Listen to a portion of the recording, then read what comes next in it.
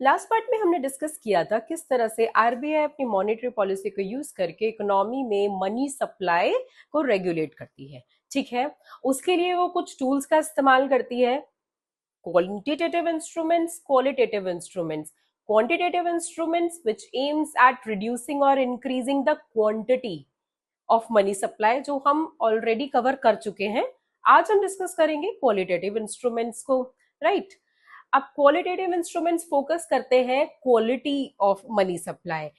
अब इसको हम समझते हैं, जैसे इकोनॉमी में कमर्शियल बैंक्स की लेंडिंग कैपेसिटी 100 करोड़ रुपए है, और अब वो 100 करोड़ रुपए को डिफरेंट सेक्टर्स में किस तरह से एलोकेट करेगी, राइट। ये हम अब सीखने वाले हैं with all the qualitative instrument, जिसमें सबसे पहले हम डिस्कस करेंगे rationing of credit. Rationing of credit का मतलब है किस तरह से इकोनॉमी में मनी सप्लाई को रैशनलाइज किया जाता है। ओके, डिफरेंट सेक्टर्स में इस मनी को कैसे एलोकेट किया जाएगा। ओके, तो अच्छे से समझते हैं। It aims to control the purpose. यहां पर इंपॉर्टेंट है किस पर्पस के लिए कमर्शियल बैंक्स को क्रेडिट ग्रांट किया जाता है। ठीक है, अब ये चीज कैसे करी जाएगी? Through a quota. यहां पर एक कोटा सेट किया जाएगा, कोटा सेट किया जाएगा जिससे पता चलेगा कि कौन से सेक्टर में, जैसे एमएसएमई, एग्रीकल्चरल सेक्टर, आपके सेमीकंडक्टर मैन्युफैक्चरिंग में कितना मनी सप्लाई किया गया है through credit. Okay, next instrument is direct control. इसे समझते हैं। आरबीआई मैंडेटरी करता है कमर्शियल बैंक्स के लिए कुछ रिजर्व्स को रखना अपने पास। ओके, अब अगर कमर्शियल बैंक्स इन रिजर्व्स को रखने में फेल हो जाए, ठीक है, तभी आरबीआई आकर इंटरवीन करती है। ये रिजर्व्स किस चीज के हो सकते हैं? कैश रिजर्व रेशियोज, ठीक है, जो आरबीआई के पास कमर्शियल बैंक्स को पार्क करने होते हैं, और statutory liquidity ratios in the form of cash, gold and government securities. Okay, इसी तरह से आरबीआई मैंडेट करती है कि कमर्शियल बैंक्स के नॉन परफॉर्मिंग एसेट्स एक थ्रेश होल्ड से ऊपर नहीं जाने चाहिए। कोई भी प्रॉब्लम जब इसमें आ जाती है तो आरबीआई डायरेक्टली कमर्शियल बैंक्स के मैनेजमेंट को टेक ओवर करने की कोशिश करती है। यहाँ पर किसी भी तरह से कोई भी चार्ज या कोई पेनल्टी, कोई फीस नहीं लेती, बस डायरेक्टली आकर इंटरवीन करेगी और इस मनी सप्लाई को कंट्रोल करने की कोशिश की जाएगी। Third method is moral suasion. Moral suasion is very easy to understand, where RBI is morally persuading the commercial banks. वो कहना चाह रहे हैं कि आप जो भी बेनिफिट्स आरबीआई कमर्शियल बैंक्स को प्रोवाइड कर रही है, जैसे आरबीआई ने कमर्शियल बैंक को लॉन्ग टर्म में देने वाले जो लोन्स हैं उसका रेट कम कर दिया, which is bank rate. Bank rate गिरा दिया है आरबीआई ने, ठीक है, तो उससे कमर्शियल बैंक्स की लेंडिंग कैपेसिटी इंक्रीज होती है। इसका मतलब जिस रेट पर कमर्शियल बैंक्स जनरल पब्लिक को लोन ग्रांट करती है वो भी कमर्शियल बैंक्स को कम कर देना चाहिए। पर अगर कमर्शियल बैंक्स इस चीज को नहीं फॉलो करता है, तब आपका आरबीआई कोई नोटिस जारी कर सकता है, सर्क्यूलर जारी कर सकता है, जिसमें वो उन्हें मॉरली समझाता है, परसुएट करता है कि आप प्लीज समझिए इन ये सभी जो बेनिफिट्स हैं आप उन डायरेक्ट कस्टमर्स तक प्लीज इन्हें पहुंचाइए। That's how RBI is maintaining money supply through moral suasion, right?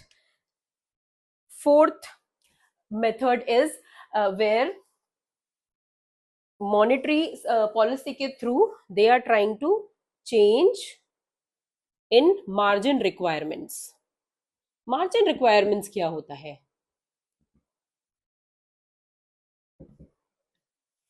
हम जब भी कमर्शियल बैंक से जाकर लोन लेते हैं तो कमर्शियल बैंक्स चाहता है कि हम उसके बदले कुछ कोलेट्रल उसे दें, ठीक है।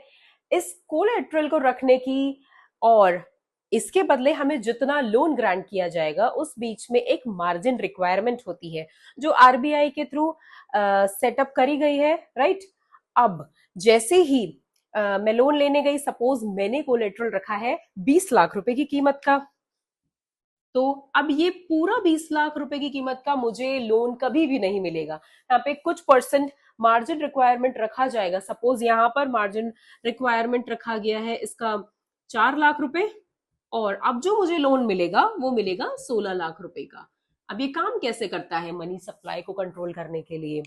अगर इकोनॉमी में मनी सप्लाई ज्यादा हो रहा है तो monetary policy of RBI suggest करती है कि आप इस मार्जिन रिक्वायरमेंट को इंक्रीज कर दीजिए। मार्जिन रिक्वायरमेंट इंक्रीज होगी तो 20 लाख के कोलेट्रल का अगर मार्जिन रिक्वायरमेंट यहां पर हम 6 लाख कर दें तो जो लोन मिलेगा वो अराउंड 14 लाख रुपए हो जाएगा, जिसकी वजह से इकोनॉमी में मनी सप्लाई कम हो जाएगा। एक्सेस मनी सप्लाई की जो परेशानी है उसको इम्प्रूव किया जा सकता है।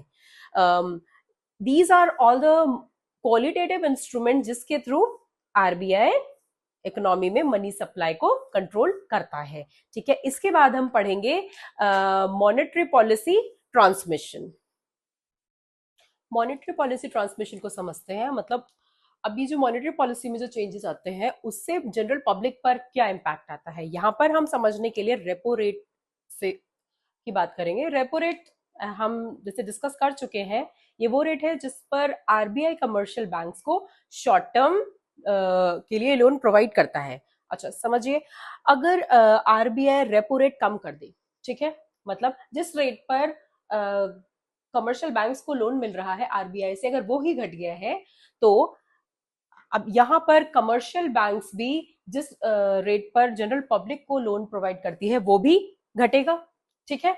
और अगर हमारे लिए इंटरेस्ट रेट कम हो गया है तो हम एनकरेज होते हैं ज्यादा से ज्यादा लोन लेने के लिए फ्रॉम द कमर्शियल बैंक्स।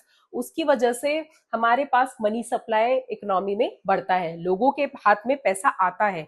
लोगों के हाथों में पैसा आने की वजह से उनकी जो कंजम्पशन हैबिट्स है वो बदलती हैं। वो पैसा ना होने की वजह से जिन चीजों को पहले नहीं बाय कर पा रहे थे, नहीं खरीद पा रहे थे, अब वो सब कुछ बाय कर सकते हैं। वो अपने लिए लैपटॉप, फोन्स, गाड़ियां, और अगर चाहे तो वो कंजम्पशन के साथ साथ अपना इन्वेस्टमेंट भी बढ़ाते हैं। मतलब वो नए बिजनेस में अब पैसा डालना शुरू करते हैं। नया पैसा डलेगा बिजनेस में तो नई मैन्युफैक्चरिंग यूनिट्स खड़ी होंगी जिससे लोगों की प्रोडक्शन कैपेसिटी भी बढ़ेगी। लोगों के हाथ में पैसा है तो वो ज्यादा से ज्यादा चीजों को, ज्यादा से ज्यादा गुड्स एंड सर्विसेज को डिमांड भी करता है। तो उन डिमांड को फुलफिल करने के लिए आउटपुट को भी बढ़ाना पड़ेगा। तो इकोनॉमी में आउटपुट का भी इंक्रीमेंट होगा। आउटपुट इंक्रीज हो रहा है तो पैसा और ज्यादा इकोनॉमी में बढ़ रहा है जिससे इकोनॉमी इवेंचुअली ग्रोथ करेगी, बहुत ज्यादा ग्रो करने वाली है इससे इकोनॉमी। तो रेपो रेट के चेंज से इकोनॉमी में पब्लिक तक बहुत ज्यादा असर पड़ जाता है, ठीक है। अच्छा, अब हम यहाँ डिस्कस करते हैं कि ये जो ट्रांसमिशन है ये वीक किस वजह से हो जाता है, ठीक है। सबसे पहले अगर बात करते हैं हेल्थ ऑफ बैंकिंग सेक्टर। अगर आपका बैंकिंग सेक्टर की जो नॉन परफॉर्मिंग एसेट्स है वो ज्यादा बढ़ गए हैं तो बैंक्स जो है, कमर्शियल बैंक्स, उनको जो भी बेनिफिट्स आरबीआई की तरफ से आते हैं वो डायरेक्टली पब्लिक को पास ऑन करने में इंटरेस्टेड नहीं होते। वो चाहते हैं उस फायदे से हम अपनी पोजीशन को या अपनी कंडीशन को इम्प्रूव कर सके, इसीलिए ट्रांसमिशन जो है यहाँ पर वीक हो जाता है, ठीक है। दूसरा रीजन है फाइनेंशियल इंक्लूजन। अगर हमें ट्रांसमिशन करवाना है मॉनेटरी पॉलिसी का तो उसके लिए जरूरी है कि बैंकिंग हैबिट्स हो लोगों की। अभी भी बहुत सी पॉपुलेशन है जिनका पॉपुलेशन में लोग हैं जिनका बैंक अकाउंट नहीं है। तो अगर बैंक्स में डिपॉजिट्स नहीं आएंगे तो सीआरआर नहीं रखा जाएगा और एसएलआर का कोई प्रोविजन नहीं बन पाएगा। वो लिमिटेड रह जाएगा। इसीलिए सेविंग्स अकाउंट, आपके फिक्स डिपॉजिट्स, इन सब में शॉर्टेज होगी। इसीलिए आपका ट्रांसमिशन बहुत वीक हो जाएगा। ओके, और एक ये भी रीजन है कि हमें दूसरे इंस्टीट्यूशन से भी कंपटीशन मिलता है। सभी लोग सेविंग्स अकाउंट में या फिक्स डिपॉजिट में, इन एवेन्यूज में अपना पैसा जमा नहीं करना चाहते। वो चाहते हैं थोड़ा दूसरी तरह से अपना पैसा जमा करना, जिसके लिए प्रोविडेंट फंड, पेंशन फंड या आपके नेशनल सेविंग सर्टिफिकेट्स, इन सबको ज्यादा प्रेफर करते हैं अपना पैसा जमा करने के लिए। ठीक है, तो इसी वजह से ट्रांसमिशन वीक हो जाता है। ठीक है, I hope you like this session. Thank you. Follow and subscribe for more such videos.